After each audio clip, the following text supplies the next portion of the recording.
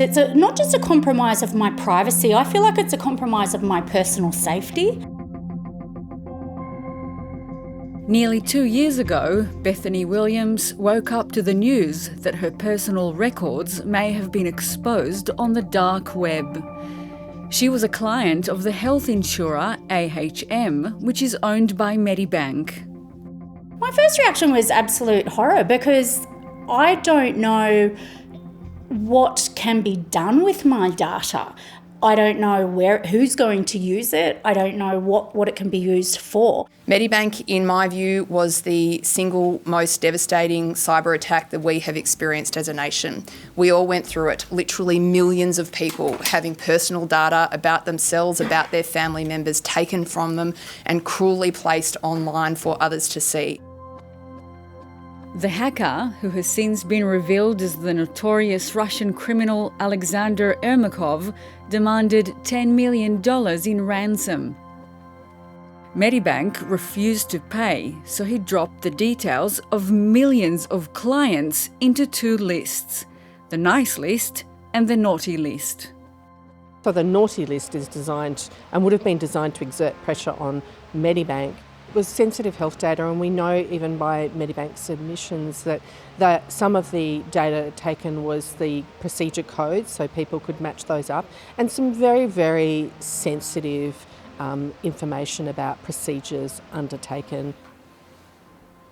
Look, I have been to the Sexual Health and Family Planning Clinic for birth control, and what's probably concerning me more recently is how will I know if my data has been used in a nefarious way?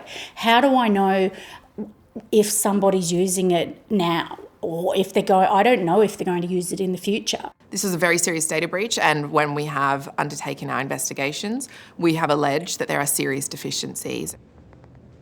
In an unusual move, the Information Commissioner is suing Medibank Private over this attack.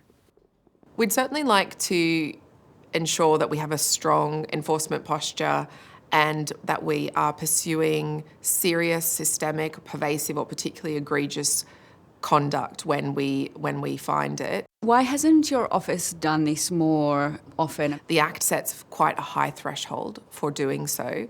We have to allege and establish that there was serious or repeated violations of privacy. And so that sets a high bar, and we've been working to establish that, and our allegations establish that in the Medibank case. It will be interesting to see how this unfolds and what the court may determine as reasonable, and what the Information Commissioner determines as reasonable steps that must be taken for a company to protect its data.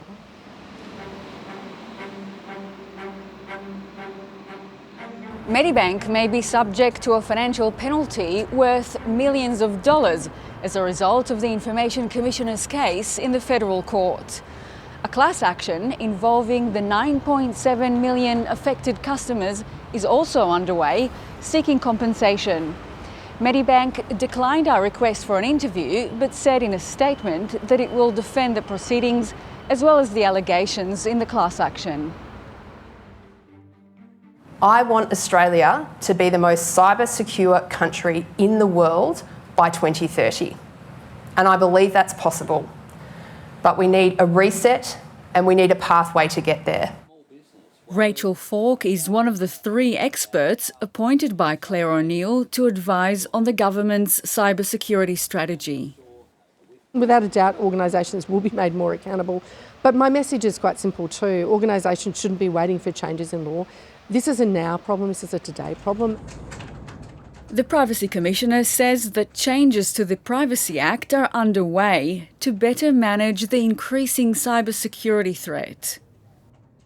I think one of the key changes is the introduction of a fair and reasonable test, which means that organisations won't be able to rely solely on consent in order to collect individuals' personal information, but rather they'll also have to establish that what they're doing with that data is fair and reasonable.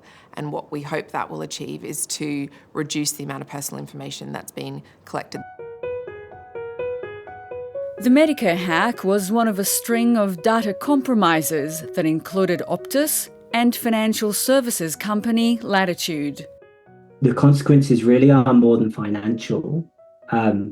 As a social worker, I've been stalked. I've had threats made against me and my family. Perry Smith was caught up in all 3 data breaches. It's made him fearful for his life. For me, what's more scary is knowing that someone I don't want to come to my house can come to my house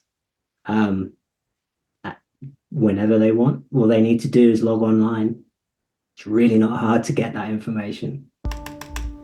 About 1,000 major data breaches are notified to the Office of the Information Commissioner every year.